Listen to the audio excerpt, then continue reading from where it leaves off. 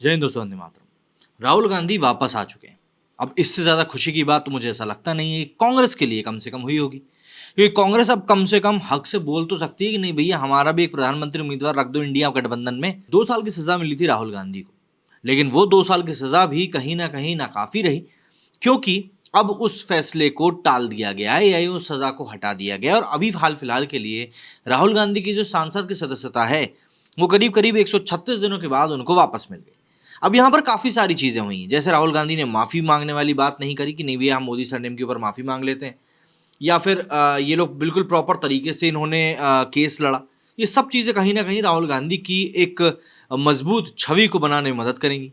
लेकिन सवाल यहाँ पर दोबारा से यही उठ रहा है कि क्या वाकई में राहुल गांधी अपनी छवि को इस पूरे घटनाक्रम के कारण बचाने में कामयाब होंगे?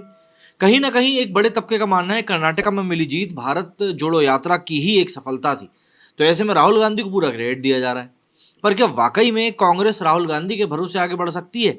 और क्या वाकई में राहुल गांधी की वापस आ जाने से भाजपा के लिए चिंताएं बढ़ेंगी? इन्हीं सब चीजों के बारे में बात करेंगे हम लोग इस वीडियो में।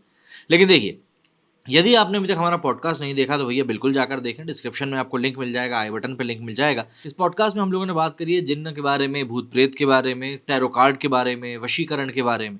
जरूर जाकर देखिएगा। और सबसे बड़ी बात ज़रूरी इसलिए भी है क्योंकि देखिए ये चीज़ें हमारे इर्द गिर्द हैं, तो अगर हैं तो उनके बारे में जानने में जाता ही क्या है।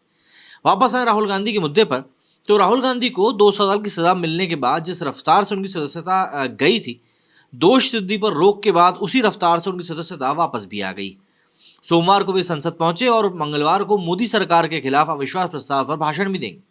तो ऐसे में सवाल उठता है कि क्या राहुल गांधी की सजा को राजनीतिक रंग देना बीजेपी को भारी पड़ेगा, या कांग्रेस बेवजह ही इतना ज्यादा उछल रही है?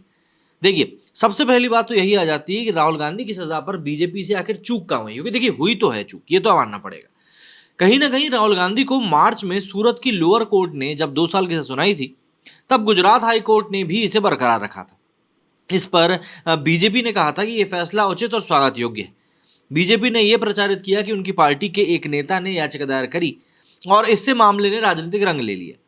पॉलिटिकल एक्सपर्ट राशिद किरदवई कहते हैं कि सुप्रीम कोर्ट का फैसला राहुल गांधी के लिए नैतिक तौर पर एक बड़ी जीत है। बीजेपी ने इस कानूनी मामले को राजनीतिक रंग देकर भूल कर दी। बीजेपी सिर्फ इतना कहती कि ये कानूनी दांवपेच है, लेकिन बीजेपी ने राजनीतिक श्रेय लेने की यहां पर कोशिश करी। किदवई के मुताबिक जब आप राजनीति का श्रेय लेते हैं तो दांव उल्टा पड़ने पर इसका खामियाजा भी भुगतना पड़ता है। अब यहाँ पर अगर हम समझें तो एक राय ये भी कहती है कि बीजेपी की पॉलिटिकल कहीं से कहीं तक ये हार नहीं है। बीजेपी कह सकती है कि ये कानूनी प्रक्रिया है और पार्टी का इससे कोई लेना देना नहीं है। बीजेपी को पता ही होगा कि ये केस कमजोर है। ऐसे में सुप्रीम कोर्ट से इस तरह के फैसले की उम्मीद पहले से ही रही होगी। ऐसे में कहीं से भी सुप्रीम कोर्ट का फैसला बीजेपी के लिए पॉलिटिकल हार के तौर पर तो हम नहीं देख सकते। लेकिन सबसे बड़ी बात यह आती है कि क्या कांग्रेस को राहुल गांधी की सदस्यता बहाल होने से फायदा मिलेगा? तो अभी तक बीजेपी के खिलाफ सिर्फ मणिपुर हिंसा एक बड़ा मामला था। अविश्वास प्रस्ताव को भी पीएम मोदी अपने भाषण से साध सकते थे, लेकिन अब उन्हें राहुल गांधी को सुनना पड़ेगा और पूरा देश भी सुनेगा। राहुल गांधी विपक्ष के पहले नेता थे जो सबसे पहले मणिपुर गए थे। इसके अलावा वो अडानी जैसे मुद्दे दोबारा उठा सकते हैं। ये बात बीजेपी को परेशान करने वाली साबित होगी। किदवई कहते हैं कि गांधी का एक बड़ा ही मशहूर कथन कि कभी कभी हम अपने विरोधियों की वजह से ही आगे बढ़ते हैं। बीजेपी और प्रधानमंत्री नरेंद्र मोदी ने राहुल गांधी का जिस तरीके से हर स्तर पर विरोध किया और घेरा, इससे राहुल की इमेज बहुत मजबूत हुई। भारत जोड़ो यात्रा के बाद वे राष्ट्रीय स्तर पर बड़े नेता के तौर पर उभरे। वहीं मणिपुर में बदहाल स्थिति और नू में हिंसा के बाद राहुल के मोहब्बत की दुकान जैसे नैरेटिव को पुश और मिला। किदवई कहते हैं कि विपक्ष को भी इसी तरह के मुद्दे का इंतजार था। अब यहां पर एक बात आती है कि माफी ना मांगने की जो रणनीति थी राहुल गांधी की, क्या वो कारगर हुई? क्योंकि मोदी सरनेम मामले में दोषी पाए जाने के बावजूद राहुल गांधी ने माफी मांगने से इनकार कर दिया था। पहले सूरत कोर्ट और फिर गुजरात हाई कोर्ट और फिर सुप्रीम कोर्ट में दाखिल हलफनामे में भी राहुल गांधी ने कहा कि वे माफी नहीं मांगेंगे। किदवई कहते हैं कि माफी नहीं मांगने की रणनीति से राहुल की इमेज को फायदा पहुंचा है। राहुल अभी आरोप मुक्त नहीं हुए हैं, लेकिन अब इतनी कड़ी सजा उनको नहीं होगी।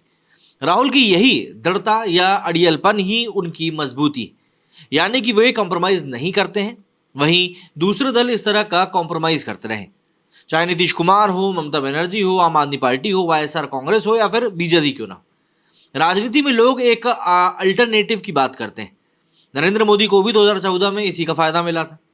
वे यूपीए सरकार में मनमोहन सिंह और सोनिया गांधी के एकदम विपरीत बातें करते रहे और डटकर खड़े रहे। इसी तरह जो भी मोदी का एकदम विपक्षी होगा, यानी कि उनके अंदाज से एकदम उलट होगा, वोटर उसकी प्रति आकर्षित होंगे ही होंगे, क्योंकि कहीं ना कहीं उनको मोदी का अल्टरनेटिव दिखाई देगा। अब राहुल गांधी में वो बात है कि नहीं, ये एक अलग विषय है। लेकिन संजय कुमार इसके ऊपर कहते हैं कि अगर कोई माफी मांगता है तो इसका साफ मतलब है कि उसने गलती करी। राहुल अगर माफी मांग लेते तो इससे जनता के बीच में उनकी एक जो एक्सेप्टेंस है ना, वो कहीं ना कहीं कम हो जाती। ऐसे में माफी नहीं मांगकर राहुल ने अपनी मजबूत छवि पेश करी। उन्होंने ये दिखाया है कि वे डर कर पीछे हटने वाले नेताओं में से नहीं, चाहे संसद से बाहर कर दिया जाए या चुनाव लड़ने से ही क्यों ना रोक दिया जाए, लेकिन माफी नहीं मांगेंगे। इस तरह जनता के बीच उन्होंने एक स्ट्रांग लीडर की इमेज अपनी पेश करने की कोशिश करी। लेकिन फिर बात आती है कि क्या वाकई में राहुल गांधी के विपक्षी गठबंधन का चेहरा बनने का रास्ता साफ हो गया है? क्योंकि देखिए, अब उनकी एक स्ट्रांग इमेज है, तो इसके ऊपर राहुल की सदस्यता भले ही गई, लेकिन इस बात की संभावना बहुत हद तक कम है कि इंडिया की ओर से उन्हें पीएम पद का उम्मीदवार घोषित किया जाएगा, या फिर उन्हें पीएम की इंडिया की ओर से चुनाव से पहले एक पीएम के चेहरे के तौर पर घोषित करें। ये बात जरूर है कि जब बात सरकार बनाने की आएगी तो उस समय राहुल विपक्षी नेताओं में सबसे अहम भूमिका निभा सकते हैं। राशिद किदवई कहते हैं कि राहुल गांधी को पता है कि जब तक कांग्रेस अपने बूते पर लोकसभा की 100 से 150 सीटें ना जीत जाए, तब तक वो इंडिया गठबंधन की तरफ से उम्मीदवार नहीं हो सकते। लोकसभा में जादुई आंकड़ा 272 का होता है। लोकसभा की 200 सीटें ऐसी हैं जहां बीजेपी और कांग्रेस सीधे मुकाबले में। क्या कांग्रेस ऐसी कंडीशन में है कि इन 200 में से आधी सीटें जीत सके? अगर हाँ, तो राहुल इंडिया की तरफ से प्रधानमंत्री पद के सबसे बड़े उम्मीदवार होंगे। अगर नहीं, तो राहुल की उम्मीदों पर पानी फिरता हुआ ही दिख रहा है। ऐसे में सबसे बड़ी बात यह है कि अगर हम इसको राहुल गांधी की एक नैतिक जीत मान लें, तो अब बीजेपी क्या करेगी? क्योंकि देखिए, राहुल गांधी ने धैर्य के साथ पूरे जुडिशियल प्रोसेस का पालन किया। नोटिस में तय तारीख से पहले शालीनता से अपनी सरकारी बंगला खाली कर दिया। लोकसभा सदस्यता जाने पर भी ज्यादा हंगामा नहीं किया। ऐसे में सुप्रीम कोर्ट से राहत मिलने पर उनकी नैतिक जीत के तौर पर यह पूरा मामला देखा जा रहा है। इसके पॉलिटिकल असर पर लोग कह रहे हैं कि भैया, राहुल की सदस्यता बहाली से कांग्रेस के कार्यकर्ताओं का एक कॉन्फिडेंस भी बढ़ा है, लेकिन इससे कोई बड़ी चुनावी फायदा होते दिखाई नहीं दे रहा। और इस फैसले से 2024 चुनाव में कांग्रेस का वोट परसेंटेज तो कहीं से कहीं तक नहीं बढ़ने वाला है।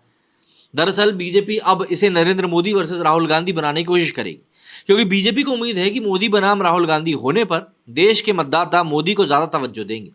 अब देखना यह होगा कि राहुल अपनी बढ़ी हुई आभा को राजनीतिक रूप से कैसे संभालते हैं और बीजेपी के व्यक्तिवाद वाले ट्रैप में वो फंसते हैं या नहीं, क्योंकि ये मामला जो है बिल्कुल इफ एंड बट वाला है।